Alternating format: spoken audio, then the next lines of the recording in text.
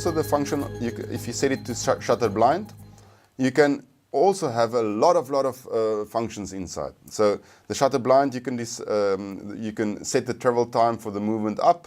You can, either if it's a heavy blind, you can set a different time for moving down. You can set the slat time. You can set the reaction on bus voltage, bus power failure, and bus power if it comes back again. You can the recovery of the bus power, and it's also very important so that the actuator can go back to the status it was before the bus failure, because a lot of actuators don't have this function. They only have the function to switch on or off when the bus comes back, because they don't have the possibility to store this in memory and recover this from memory.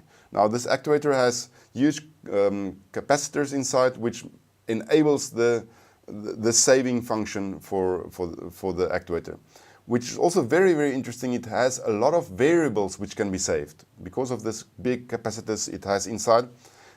It can be used to save variables, and when it comes, the bus bar comes up again, it can send these variables to the bus. So you can make use of that for instance, for room thermostats which don't have this function. So maybe the room thermostat don't have the possibility to recover to the same status it was in before the bus went down. So now you can use the actuator to set those type of devices which don't have this possibility to the previous status before the bus power failure, which is very interesting. Then we've got the status which can be sent for the normal blind object, for the slat object, and you can decide how it should be sent, when it should be sent. The disable function, similar to the on-off disable function, where you can also set to track state, which is also very interesting. You've got 4 presets. These presets are 1-bit objects which you can decide the position of the blind and the position of the slat when you send a 1 to this preset object.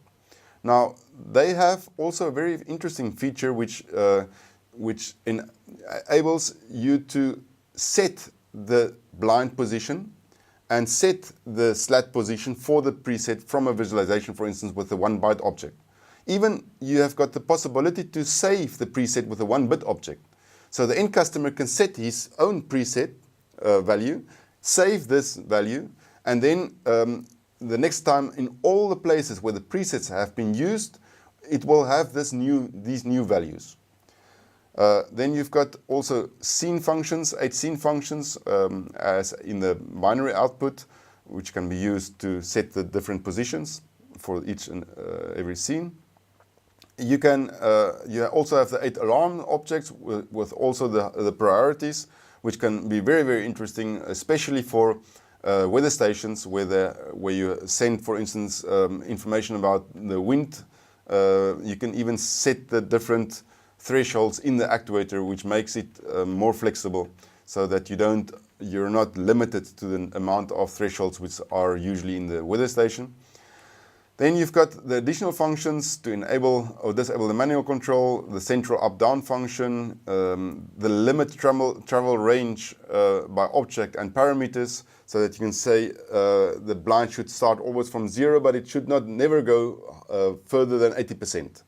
And then you can, with one object, enable or disable those limits so that it's doing that. You can also have a calibration function. So if there's a very heavy blind and you send a lot of positioning telegrams one after the other, it's possible that the blind gets a little bit out of calibration. So you can say after 10 blind movements, position movements, you should calibrate yourself again. So then it will automatically calibrate itself after 10 movements. The calibration works in the following way. If it did not reach a higher or lower end position, if it reaches a higher or lower end position, it automatically calibrates itself. So the timer resets again and it's calibrated. But if it doesn't reach one of these end positions and you moved it the amount of times you set in the calibration function, so it's, let's say, 10 times in between, then it will go to the closest end position, and it will go back to the position so that it will be at the exact position where it should be. Okay, so this is the calibration function. You can also set up additional time when it reaches the end or top position, so that if there are heavy blinds, sometimes if you set it exactly to the position, then it won't reach the top, because the blind maybe hangs a little bit more sometimes, and then it doesn't reach the tops. For this not to happen, you can set an additional time, so when the blind already is in 0, it will stay closed, the relay will stay closed during this additional time, so that you make sure it goes to the top or goes to the bottom. So as you can see, there are also a lot of functions in the shutter blind. It's a very, very extremely complete function.